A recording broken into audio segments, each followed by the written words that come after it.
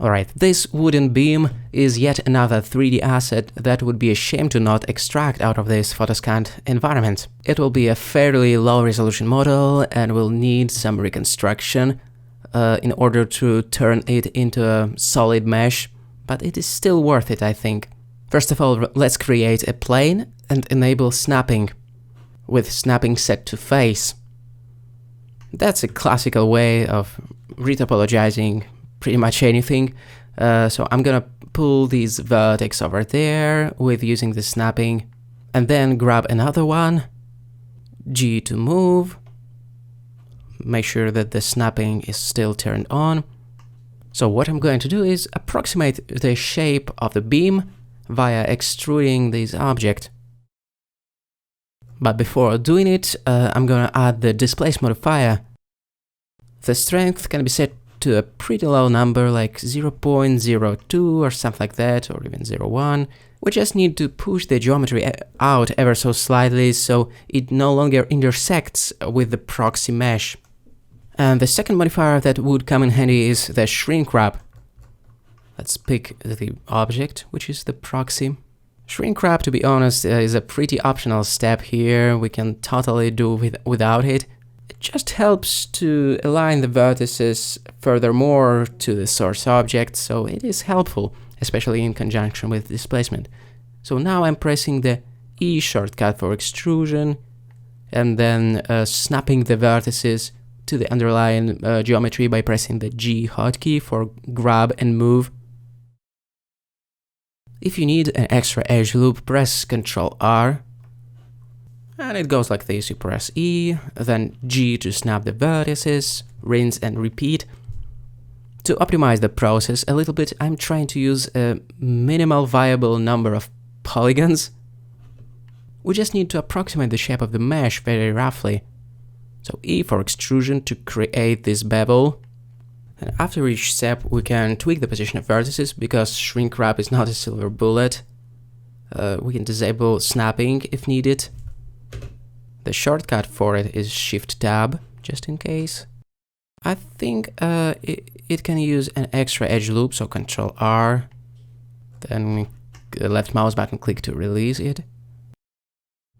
The biggest issue that we have so far with this beam, apart from a relatively low resolution, is that obviously we have just one side of it available, and say the left one is totally submerged inside the wall. So there's no real data to shrink wrap to, and we need to do it by hand.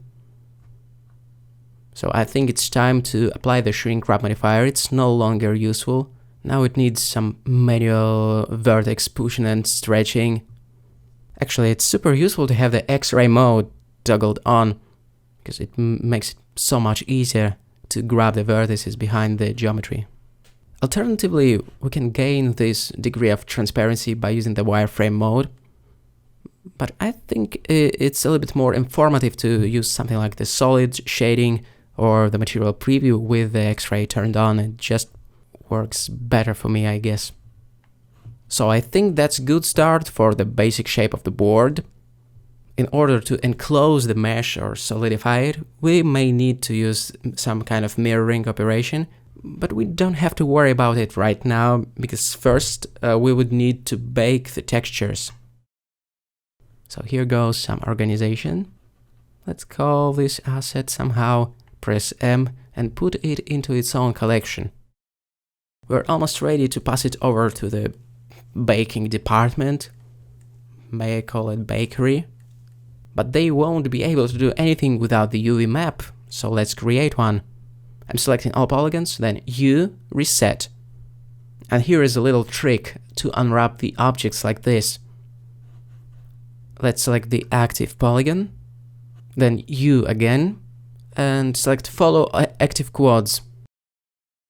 And hopefully, if everything goes well, it will create a neat strip of polygons. We just need to scale it down so it fits the UV space. And for some reason I have rotated it.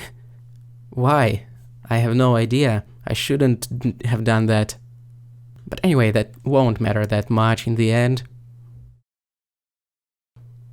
I also thought it would be a good idea to emphasize this bevel. I thought it would serve as a nice transition in between two sides of the object, especially when we smooth it out. Speaking about smoothing or averaging normals, it can be done from the right-click menu, and it is super important to not forget to do it. It is important because it will affect the texture baking result. So right-click, shade smooth. Now it's just a matter of exporting it out for reality capture or other baking application. Now onto reality capture. Feels like home already. We have done that a few times and we'll do a few more, I think, throughout the course. So first, let's import the model and make sure that there are no errors and stuff like that that would prevent a nice baking. I'm gonna activate the sweet shading mode from the view menu right away in order to see the textures. By default, the imported model receives a black diffuse texture, so it should look like this indeed. So let's get over to the Tools menu and choose Texture Reprojection. We will be projecting the details from the Ultra High Poly Mesh onto the wooden beam object that we have just made in Blender. So let's just press Reproject and hope for the better. No surprises, everything baked correctly as far as I can tell. As you can see, the issue with the data missing on the left side of the model manifested itself once again. But anyway, we're gonna fix it in just a moment. So let's export the object with the textures as an AFBX model. Let's have a brief look at the texturing settings. The maximal side, I think, can be capped at 4K. No need to go higher with this type of asset. I don't even think there is enough fidelity in the original asset to support that resolution anyway. Now moving on to the image editing application that supports the multi-layer clone tool. Currently there are not too many such applications. Basically, you can choose GIMP, which is open source and free image editing application that supports this feature, or you can choose Affinity Photo. In this case, I'm gonna use Affinity, but it's completely interchangeable with GIMP. We have all three textures lined up as layers, and we can select all three, and then choose the clone brush, and start sampling the healthy parts of the texture and filling in the missing bits. It is a fairly routine process with some unexpected creativity lurking behind the surface, I would tell. It definitely can be enjoyed, in theory. Alright, I'm gonna pause for a moment and change the order of the maps in the Layers panel to better see the height map. And I'm still selecting all three of them in the Layers panel to make sure that the clone brush works across the entire selection of maps. Basically, the height map is great for debugging some of the texture-related issues. It has a super high contrast and contains the geometry information if you know where to look at, so it is useful to swap the albedo texture with the displacement from time to time because it gives a different perspective, let's say. The clone brush affects all the maps anyway, so why not? So after we fixed the textures, they can be exported out. I will do it off camera to not waste too much time. And here is a quick comparison of before and after we used the multi-layer clone brush on this particular set of textures.